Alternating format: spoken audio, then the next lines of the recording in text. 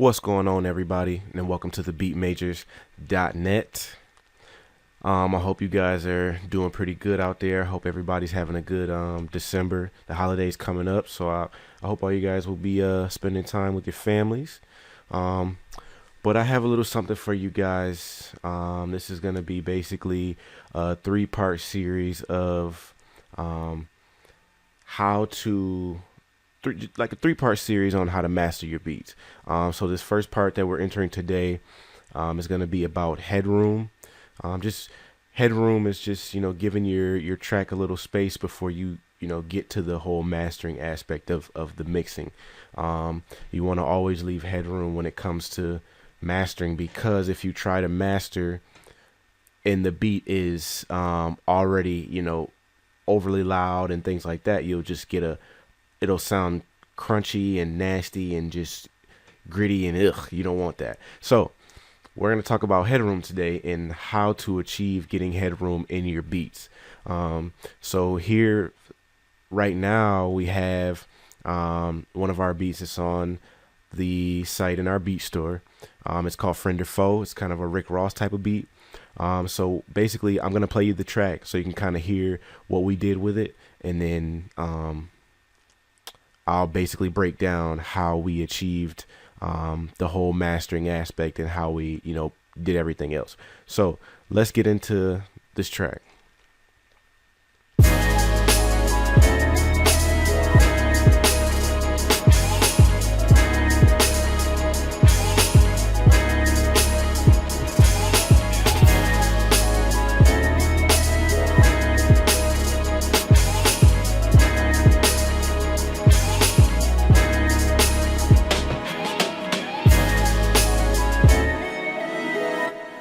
So that's pretty much the base of the whole thing. So what I want to basically show you again, we're talking about headroom, and basically, like I said, headroom is just leaving enough room in your mix for certain effects to be able to be applied to the overall track. So for us to start off, I'm going to take off these main effects here,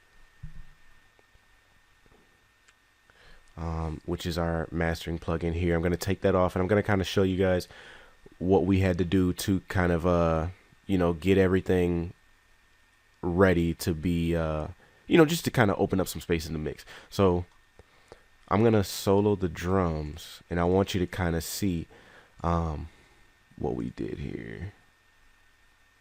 So basically with the drums,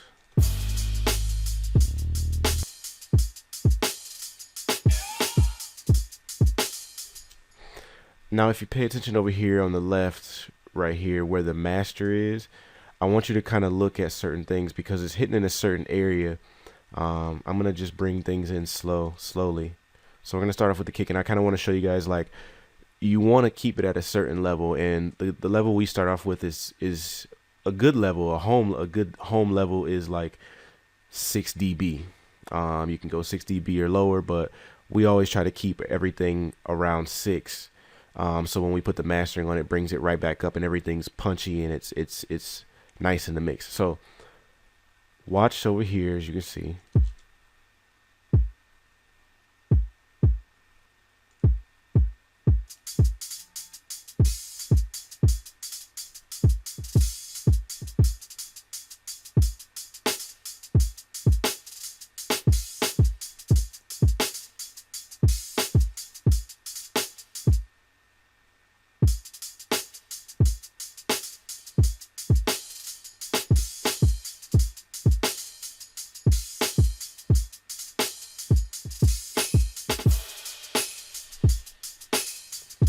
So, a little over 6, slightly over 6, but not too much. Like I said, that's just a good area to be. We could probably lower some of that just a little bit, just to kind of keep it, take it back down a little bit, but it's not overkill. We're not, going too high. So like I said, you just want to stay in that area. So basically we built, this is kind of the headroom, so we can say, okay, now let's bring certain instruments in. So when we bring certain instruments in, let's say like and also just so I can say this, the snare actually could have been brought down, because that's really when it started peaking over 6 is when the snare hit. So really we could just turn the snare down a smidgen, but it sounds good where it's at. So if it sounds good to you and it's right in that area that it needs to be, cool. Don't worry about it. Don't stress yourself over it.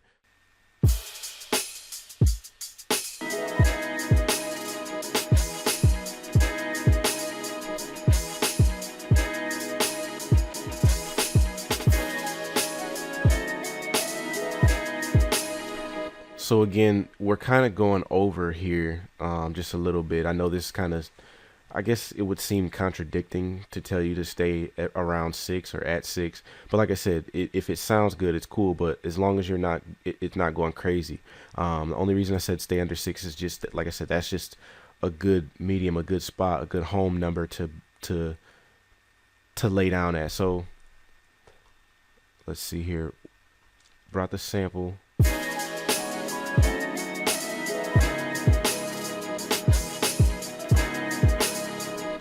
And if need be, if you need to bring down certain things to get it down to where it needs to be, cool, do that. But like I said, for this particular track, it wasn't too much overkill once we, started adding everything else. So like I said, you just want to have that headroom in your track so that when it comes to mastering, it won't sound crunchy and nasty.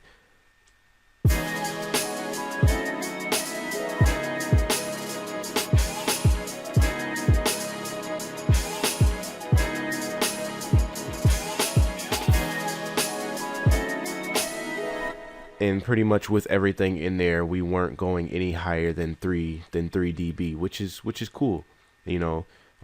Again, 6, like I said, it's just a good home number.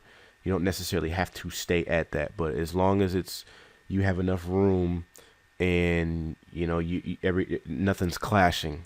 You want to make sure nothing's clashing and everything's staying in a good area between 6 and 3. I feel like 3 is like the max. Like if you're going over that, it's too much. But 6 below, cool. But if you're at 3, I feel like that's like clipping, basically, to me. Like I said, everyone's gonna be different. Every mix is gonna be different. Every body mix is different. So don't take this as the way that you should do things. I'm just showing you a way to get yourself some headroom in your mix. So, like I said, this is part 1 of the 3-part series on 3 steps to mastering your beats. I hope you guys got some value out of this. And so until part 2, peace.